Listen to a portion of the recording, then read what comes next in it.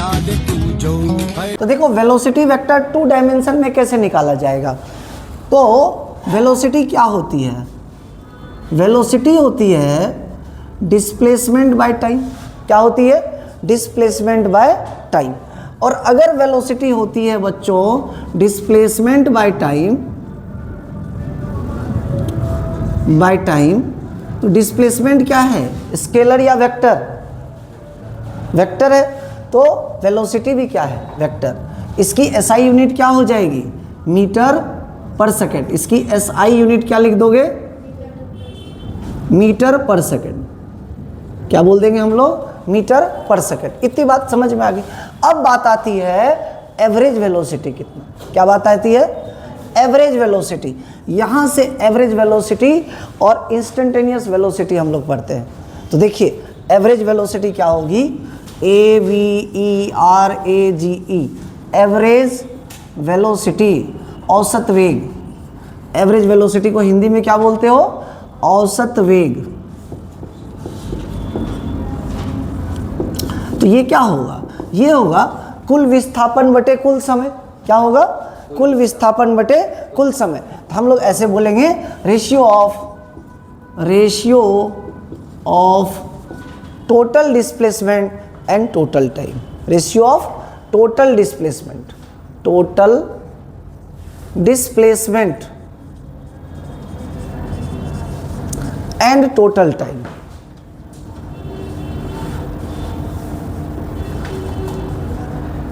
क्या कहलाई बेटा, एवरेज वेलोसिटी। अब देखो इसी को हम लोग लिखेंगे कैसे। 2 डायमेंशनल मोशन हम लोग पढ़ रहे हैं, तो हमको एवरेज वेलोसिटी की वैल्यू किस में लिखनी है, 2 डायमेंशनल मोशन में। जो प्रीवियस डायग्राम था उसमें हम लोगों ने क्या देखा कि पार्टिकल ए से बी तक जा रही है। जब पार्टिकल ए पर थी तो कुछ टाइम हो रहा होगा घड़ी में, और जब पार्टिकल बी पे पहुंची होगी तब भी कुछ टाइम हो रहा होगा घड़ी में। तो जो टाइम का इंटरवल है उसी को बोलते हैं टाइम डिफरेंस, या टाइम इंटरवल ही बोलते हैं। जैसे अगर मेरे को कहा जाए एवरेज वेलोसिटी लिखने, एवरेज वेलोसिटी का एक्सप्रेशन लिखने के लिए, कब, 2 डायमेंशन में। किसमें, 2 डायमेंशन में।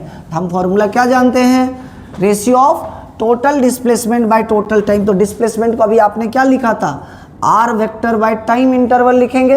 वो जो आर वेक्टर था उसको लिख लो डेल्टा आर, चूंकि वह क्या था, बेसिकली एक्स का डिफरेंस और वाई का डिफरेंस था, इसीलिए आर को भी हम लोग क्या लिख देंगे, डेल्टा आर लिख देंगे। ठीक है, तो डेल्टा आर बाय क्या कर दोगे, डेल्टा टी। ठीक, अब देखो डेल्टा आर था कितना, हमारा डेल्टा आर था x2 minus x1 i cap plus y2 minus y1 j cap. तो लिख दो y2 minus y1 j cap था। और नीचे क्या लिख रहे हो, डेल्टा टी मीन्स क्या हो गया बोलो, टाइम इंटरवल। जैसे मान लो आप घर पे थे 7 बजे, ठीक है, और अभी का टाइम हो रहा है 11 बजे, यानी 7 से 11 के बीच में आप कहाँ पे हो, कोचिंग पे हो। 7 बजे आप क्लास थी मान लो आपकी, तो आप 7 बजे कहाँ गए, क्लास पे। अभी 11 बज रहे, तो 4 घंटे से आप कहाँ पे हो, क्लास पे हो। इसका मतलब this is the time interval. इसी को बोलते क्या, समयांतराल। हिंदी में क्या बोलते हैं बच्चों, समयांतराल। और इंग्लिश में इसी को क्या बोल देते हो, टाइम इंटरवल। तो टाइम इंटरवल कितने का आ गया बोलो, डेल्टा टी का। अब तुम ही देखो ये किसका डिफरेंस था, एक्स का। एक्स के डिफरेंस को बोल देंगे क्या, डेल्टा एक्स। क्या बोल देंगे बोलो, डेल्टा एक्स। और ये डेल्टा टी, ये तो सरकारी आदमी है, दोनों में भाग लगेगा। क्या लगेगा, दोनों में डिवाइड करना है। तो delta x by delta t के साथ क्या लगा दोगे, आई कैप, और delta y by delta t के साथ क्या लगा दोगे, जे कैप। क्या बात समझ में आती है, what is this, this is average velocity along x axis and this is average velocity along y axis. अगर जेड कोऑर्डिनेट होता तो हम वह भी लिखते delta z by delta t, तब उसको हम लोग बोलते 3 डायमेंशनल मोशन। कौन सा मोशन बोलते बच्चों, 3 डायमेंशनल मोशन। लेकिन हमारा शीर्षक क्या है, हमारा शीर्षक है 2 dimensional motion. So we are studying here only about x coordinate and y coordinate. ठीक है, तो चलिए इसको क्या बोल दोगे, वी एवरेज, यानी वी का ऐसे लिख देंगे v x i cap plus v y j cap. बात समझ में आई, वी वाई मतलब क्या हो गया, average velocity along y axis. V x क्या हो गई, average velocity along x axis, और इसी को अपन नेट एवरेज वेलोसिटी बोलते हैं। क्या यह वेक्टर है? अच्छा देखो, इसके ऊपर मैंने एरो नहीं लगाया, कोई पाप तो नहीं किया? किया कि नहीं किया? लगाना चाहिए था कि नहीं सूरज? यहाँ पर वेक्टर लगाना चाहिए था, यस और नो? नहीं लगाना चाहिए। क्यों लगाएंगे भाई? ये तो मैग्नीट्यूड है, इसको वेक्टर बनाने के लिए हमने यूनिट वेक्टर से ऑलरेडी क्या किया है, मल्टीप्लाई कर दिया है, जो क्या शो कर दिया, डायरेक्शन। यूनिट वेक्टर क्या शो करता है बताओ? Unit vector only shows direction, it has magnitude only 1। So when any quantity is multiplied by a unit vector, that quantity becomes vector, because unit vector provides them direction. Is it clear? So this is your V average. Clear? Note down करिए इसको। क्षणिक वेग,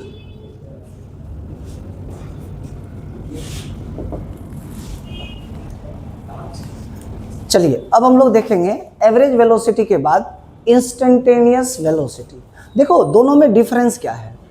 average velocity हम एक interval of time के लिए निकालते हैं। किसके लिए निकालते हैं? इंटरवल ऑफ टाइम के लिए। जैसे आपको कहेगा कि एवरेज वेलोसिटी निकालो between t equal to 3 second to t equal to 7 second, तो टाइम का इंटरवल कितने का हो गया बच्चों? 4 सेकंड का हो गया। लेकिन अगर आपसे कहेगा कि इंस्टेंटेनियस वेलोसिटी निकालो, नाम से ही क्या लगता है, at a particular instant of time we have to calculate velocity of the particle. हमें पार्टिकल की वेलोसिटी एक स्पेसिफिक इंस्टेंट ऑफ टाइम पे निकालना है। ठीक, आजकल देखते हो इंस्टाग्राम पे देखते कोई कोई इंस्टेंट शेयर करते रहता है, that is instant photo, instant graphics, जो भी लोग शेयर करते हैं। ठीक, तो इंस्टेंट का मतलब क्या होता है, उस इंसिडेंट पे, उस इंस्टेंट ऑफ टाइम पे क्या हुआ या क्या वेलोसिटी थी। ठीक, तो इसको लिखते हैं ऐसे, the velocity of a particle, v instantaneous, the velocity of a particle, the velocity of a particle at a, the velocity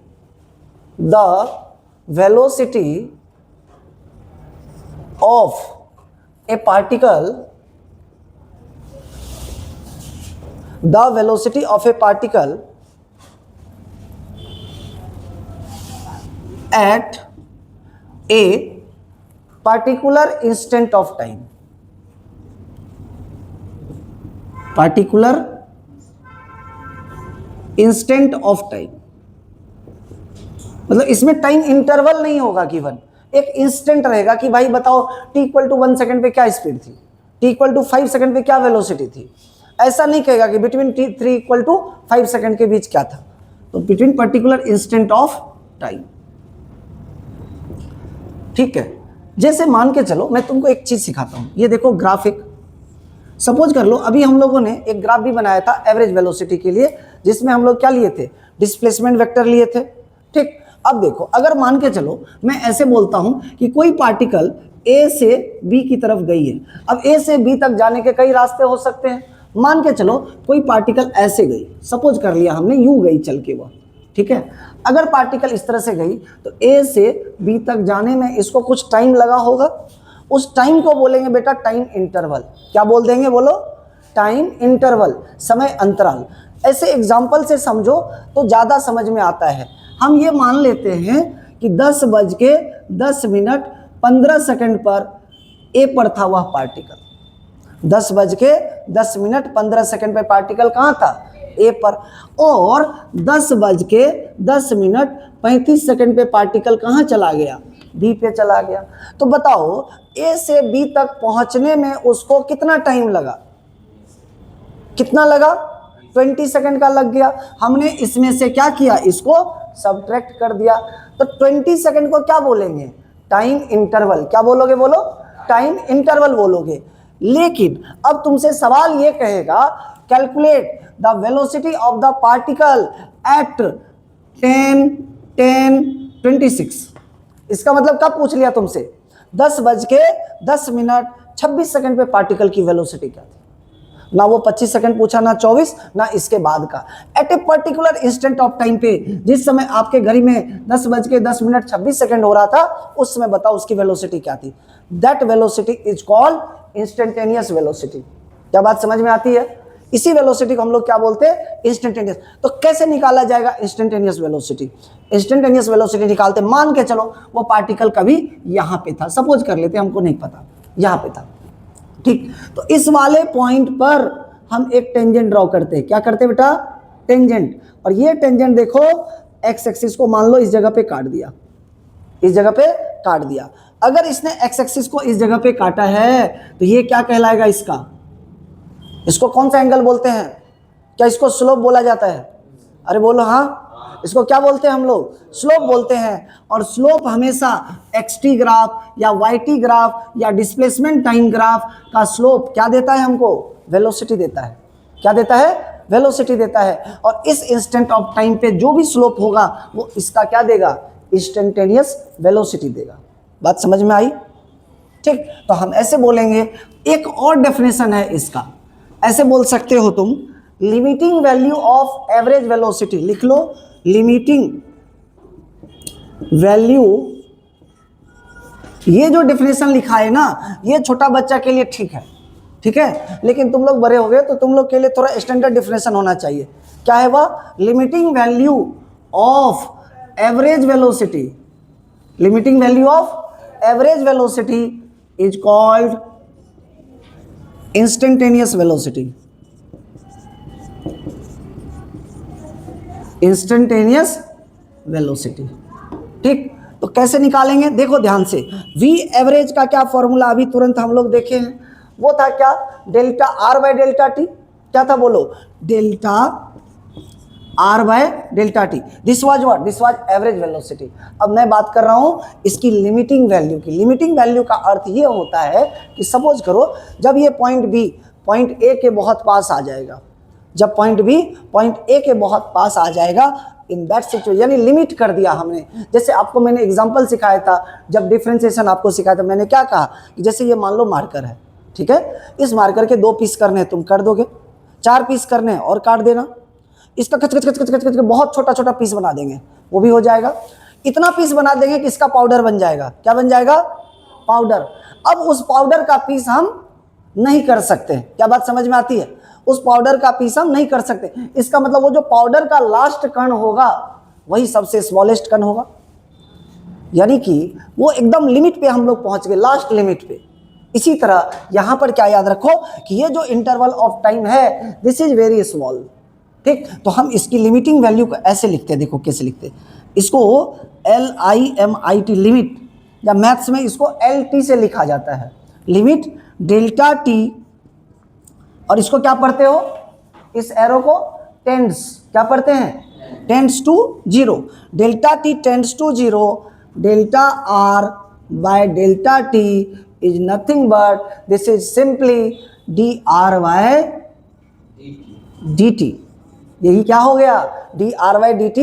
यहां पर देखो डिफरेंशिएशन ऑफ r क्या है? Displacement with respect to time, यानी r is always function of time.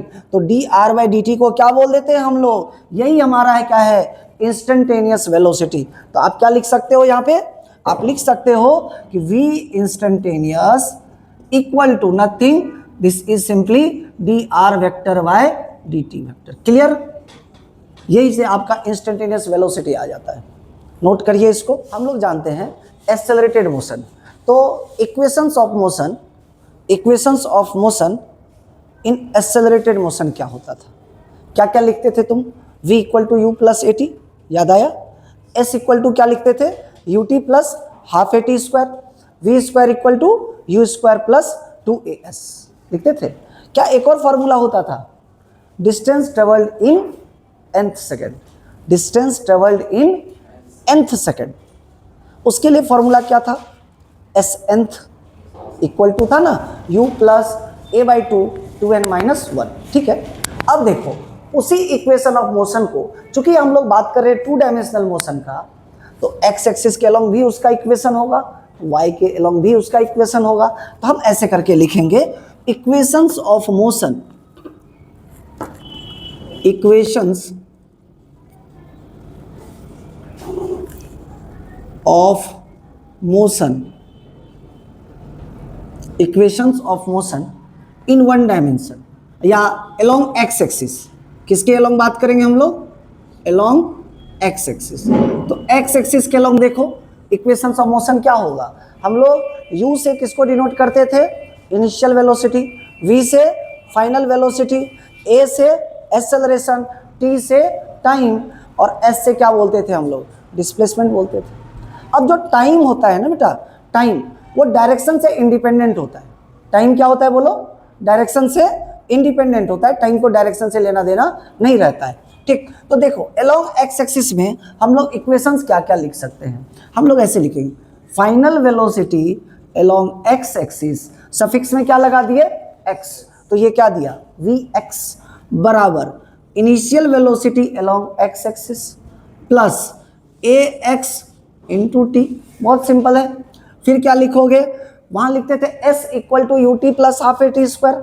उस s को, चूंकि ये पार्टिकल x एक्सिस में चल रहा है, तो हम लोग किससे डिनोट कर देंगे? और मान लो कि पार्टिकल ओरिजिन से स्टार्ट नहीं हो रहा। जब पार्टिकल ओरिजिन से स्टार्ट नहीं हो रहा है यानी उसकी कुछ इनिशियल पोजीशन है। बात नहीं समझे? देखो सपोज कर लो कोई पार्टिकल इधर जा रहा है एक्स एक्सिस में, वो स्टार्ट ही यहां से हो रहा है। t इक्वल टू 0 पे पार्टिकल यहां से चालू हुआ और इधर को जाना शुरू कर दिया। इसका मतलब क्या वो ओरिजिन से स्टार्ट किया? ओरिजिन से स्टार्ट किया? नहीं किया। उसने कुछ डिस्टेंस ऑलरेडी पहले से चल रखा था। तो जो तुम यहां फॉर्मूला लिखते थे s equal to u t plus half a t square, उसमें हम लोग ये मान लेते थे कि पार्टिकल कहां से चल रहा था? ओरिजिन से चल रहा है। क्या हर बार ऐसा होगा? नहीं होगा ऐसा। इसके लिए हम लोग लिखते हैं ऐसे x equal to x not plus u t plus half a x. जब ओरिजिन से चालू होगा तो एक्स नॉट को 0 चिपका देना और x मिल जाएगी। अगर कुछ वैल्यू होगा तो वो वैल्यू चिपका देंगे। बात समझ में आएगी? इसी तरह थर्ड इक्वेशन ऑफ मोशन क्या था बेटा? v। तो v एक्स का square equal to u x का स्क्वायर प्लस 2ax। ax मतलब क्या हो गया?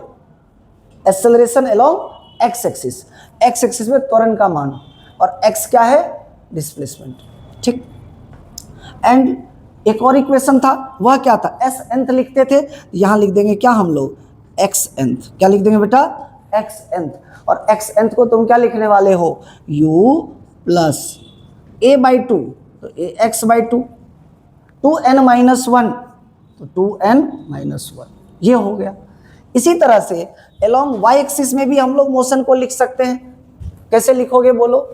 अलोंग y एक्सिस में इक्वेशंस ऑफ मोशन अलोंग क्या बोलेंगे? y एक्सिस, यानी y डायरेक्शन में। y डायरेक्शन में हम लोग क्या देखेंगे बच्चों? Equations of motion. तो फाइनल वेलोसिटी अगेन तो क्या बोल देंगे? vy equal to u y plus a y into T.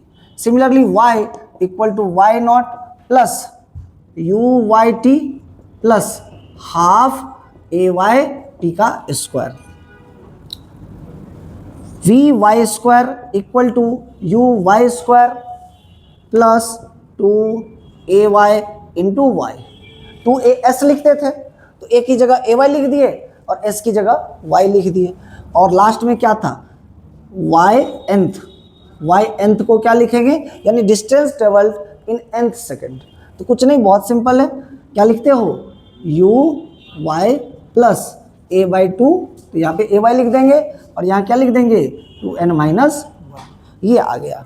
अभी देखो हम लोग अभी इक्वेशंस ऑफ मोशन ये देख रहे हैं y के अलोंग और x के अलोंग। इसका सबसे ज़्यादा यूज होगा प्रोजेक्टाइल मोशन में और सबसे ज़्यादा यूज होता है मोशन अंडर ग्रेविटी में। मोशन अंडर ग्रेविटी में ए वाई को हम लोग जी से डिनोट करते हैं। किसे डिनोट करते हैं? जी से।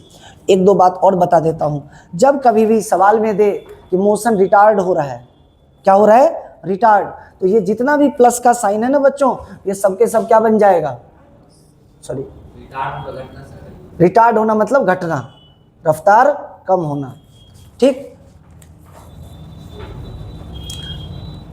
इसको हिंदी में बोलते हैं मंदन। क्या बोलते हो? मंदन, यानी रफ्तार को कम करना। ऐसे समझो ब्रेक लगा रहे हैं हम लोग गाड़ी में, क्या कर रहे हैं, ब्रेक लगाना, मतलब उसी को बोलते हैं मंदन उत्पन्न करना, मंदन प्रोड्यूस करना।